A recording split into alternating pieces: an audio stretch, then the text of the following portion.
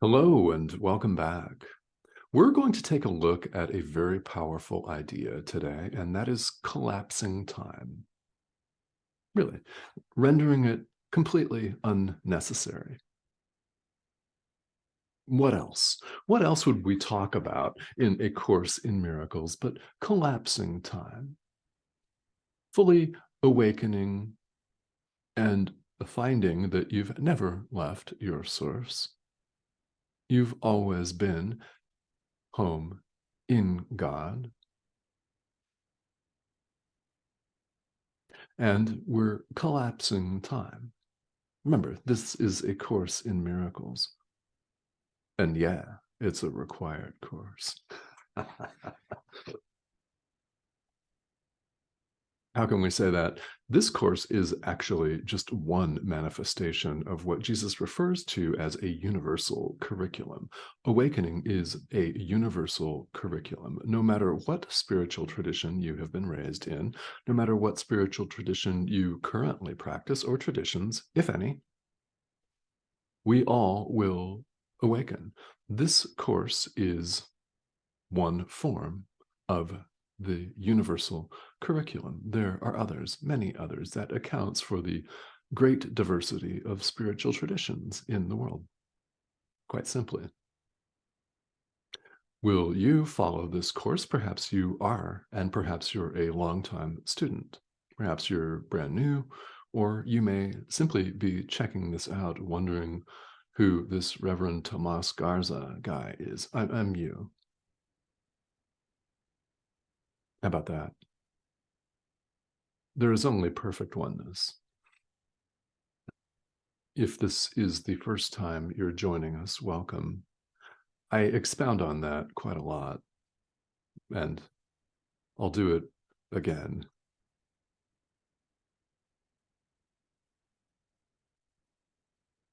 Let's talk about time and collapsing time. Today in the text, we're finishing up with the last two paragraphs of chapter 5, section 6, which is known as time and eternity. And we've looked at some very, very interesting ideas here in this section. For starters, you will awaken. Will. And we've looked at the fact that the Holy Spirit, your inner teacher, dismisses the case against you. We bring a case against ourselves where we accuse ourselves of being dirty, rotten, mean, wicked sinners. And we're both the defendant and the prosecution, bringing our case in front of the Holy Spirit. The Holy Spirit says, yeah, no, case dismissed. Thine is the kingdom. How can we say this for sure? You've never left.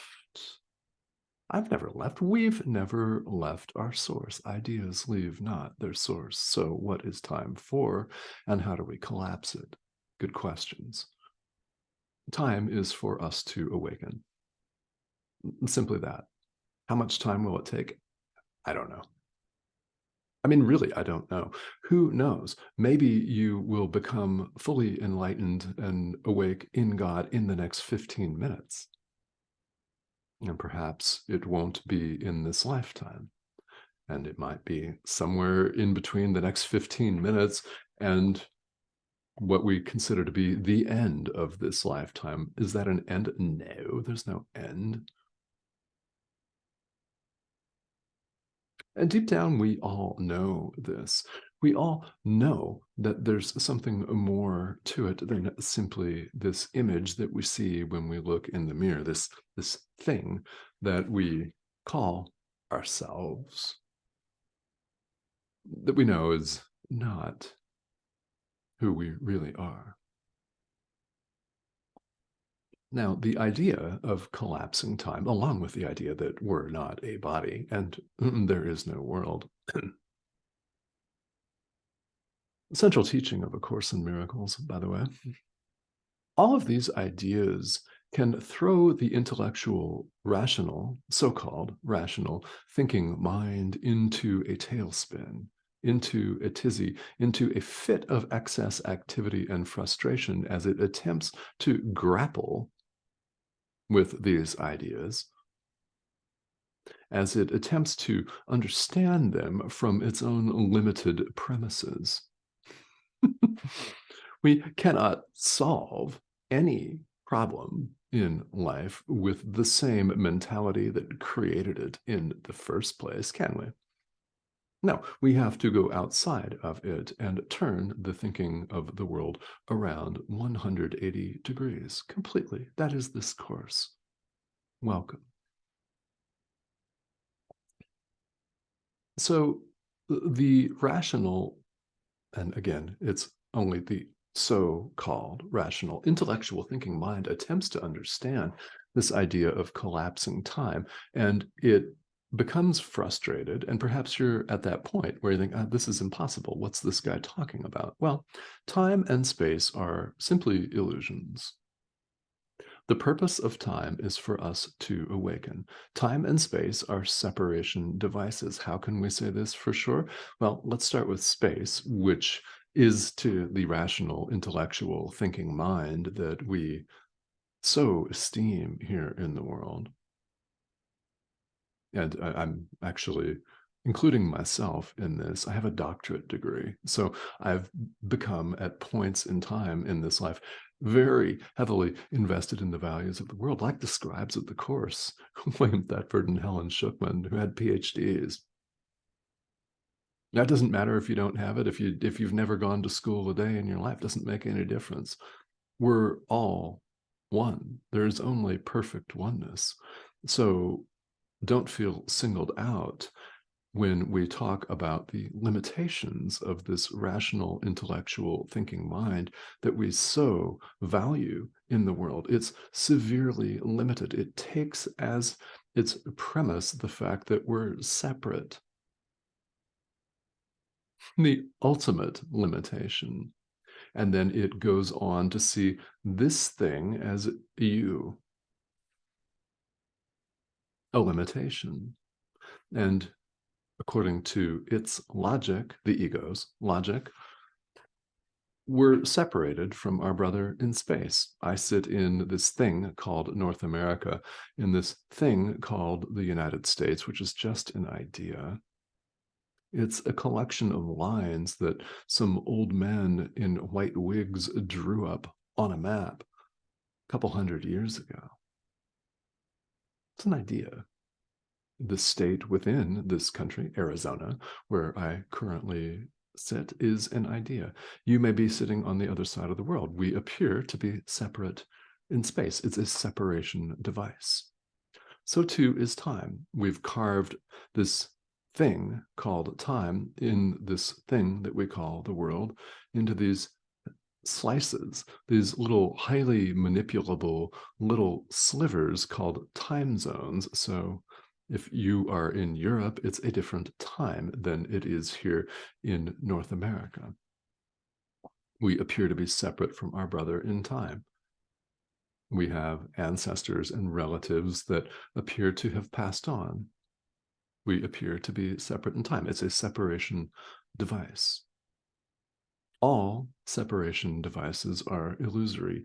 Anything that changes and shifts in any way, anything that transforms, is an illusion. Only God is.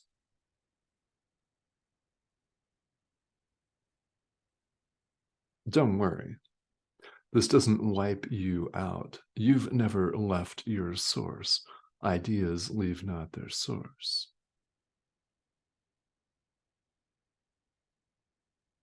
So how do we collapse this thing called time? We share the Holy Spirit with our brother as we have received the Holy Spirit from God. We share the Holy Spirit with our brother. In practice, this looks like true forgiveness. That's what it is. It's extending love to the Son of God, extending love to our brother, sharing the Holy Spirit with our brother. We share it in order to keep it in our mind. If we attempt to hoard it, we quickly discover that we're in ego land, defining and defending personal territory. We believe that this little treasure that we've selfishly kept to ourselves is going to be stolen or ripped away from us. So we construct elaborate defenses against an attack that may never come. Meanwhile, we waste the present moment.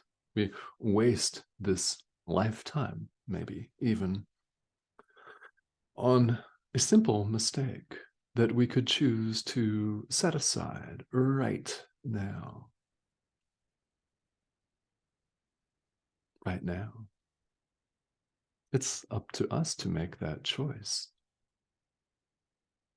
And when, if you have begun to do this, when we make that choice, we experience the results of that.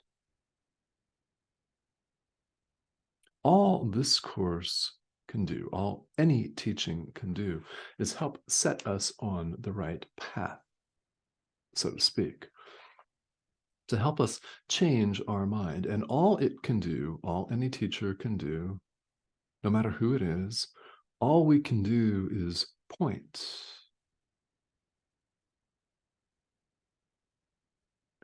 What we call truth, reality, can only be experienced. It cannot be grasped or understood by the rational, so-called rational, intellectual thinking mind. It lies beyond this intellectual thinking mind completely, beyond words, beyond ideas, beyond all concepts. It can merely be experienced, known.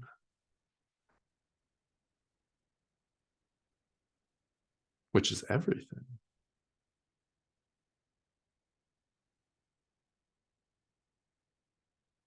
So here in this section, there are some very helpful words for our practice that I hope you may take to inform your practice. Because, again, we see the idea right up front here that we have a choice in the present moment. Where you look to find yourself is completely up to you. You could look to the ego, the world of separation, fear, and anxiety, excess activity, frustration, suffering, and overthinking, severe overthinking.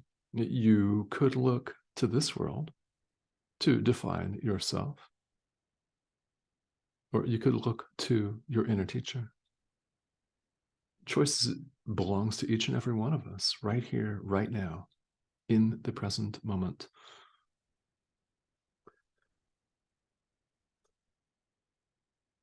And as we collapse time by forgiving, what we're doing is we're extending love to the Son of God. We're showing patience, infinite patience to the Son of God. And is not your brother worth infinite patience? Are you worth infinite patience? Good. Then your brother is too. We're worth infinite patience. And we go on to see here in this section of the text that infinite patience brings immediate results. Time is collapsed. This is how it works. When you take the opportunity to truly forgive your brother, whether it is a single person or a group of people, or time, space, the ego, the world, whatever it is that you truly forgive, is a forgiveness lesson that you do not have to learn any longer. It's like going through a course and completing certain sections, assigned sections of it. You do not have to repeat that section. These lessons may be strung out over eons or over the next 15 minutes. They appear to be strung out over time, which we erroneously conceive as a linear structure, with one moment appearing to follow the next in what appears to be an order.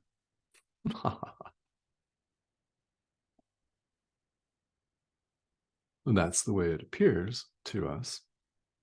So when we truly forgive, time is collapsed. This forgiveness lesson that we may need to repeat in the future if we do not learn it right now becomes unnecessary. Time's collapsed. Awakening approaches and approaches and approaches and approaches and approaches. See what we're doing here. Forgive the Son of God. Accept atonement for yourself.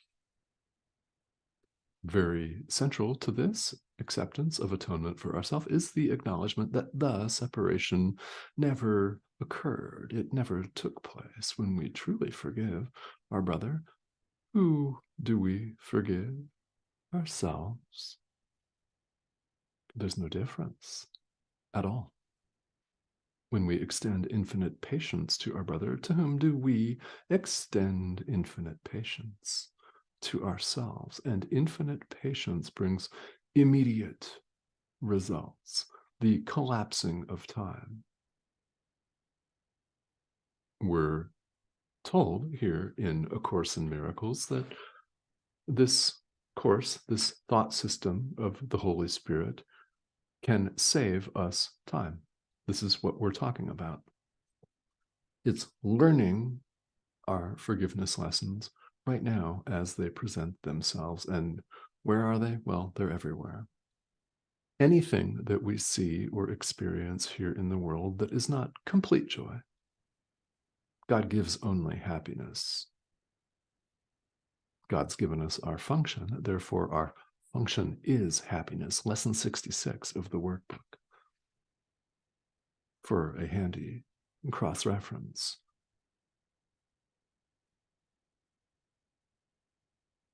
God gives only happiness. Therefore, everything that we experience in daily life that is not happiness is raw material for our own awakening. It is an opportunity for forgiveness, and I invite you to see it as that. And when you truly forgive right now in the present moment, that lesson will not need to be repeated. Time will be shortened, so to speak, collapsed. Of course, time is an illusion, but here, while we still believe in the solidity of the illusion, right? This thing is not permanent. It's not you. This isn't me. While we still believe in this illusion, then ideas like this can be very useful indeed. And this is how the Holy Spirit sees them and uses them to guide and help us. Save yourself time, collapse time, forgive the Son of God. Truly. All right. In closing, let's just say that if these ideas bring up lots of questions, good. The spiritual path does that sometimes, doesn't it? There can be moments and days where we're just spinning, and it seems like it's generating more questions than it is answers. And those days are quite normal. If you're experiencing that, that's quite normal. I invite you to ask questions or make comments here if you have them. Please do that. And the subscription button is here on the corner of our screen. That's the red arrow. I invite you to click that and subscribe if you haven't done that yet. These videos appear several times a week, and they're designed to be an aid, a supplement to your study and practice of this material. Whether you are an experienced student or a brand new student doesn't make any difference. And also, there's tremendous benefit to be gained just by dropping in and watching this. You've watched this to the end. There's got to be a reason why. When something lands for you, it's your inner teacher speaking to you. Listen. Please. We're invited to listen to our inner teacher and then to do what our inner teacher suggests that we do. People often ask a question, how do I know if it's my inner teacher talking to me? Well, how do you feel? Does the suggestion feel wholly joyous, and does it hit you in a place where you just know? You just know that it's true. That's your invitation to do what your inner teacher suggests. And it's by practical application that we really learn. This is where it's at. This is where all of the action is in spirituality. It's not in the rational, intellectual thinking mind, it's in doing it, in doing the forgiveness work, in setting the ego aside, in connecting with our inner teacher and inviting our inner teacher to run all aspects of our lives, including thought, deeds, speech, all. Give it all over to your inner teacher. And when you act on that advice, your experience will prove it to you. It will show you that everything that you're here learning is true. It's all about experience. So that is the invitation to each and every one of us today. All right. Thank you, as always, for joining me. Again, with comments or questions, please feel welcome to leave them here, and I will see them and I will reply in due time. Okay? Thank you so much, and I will talk to you soon.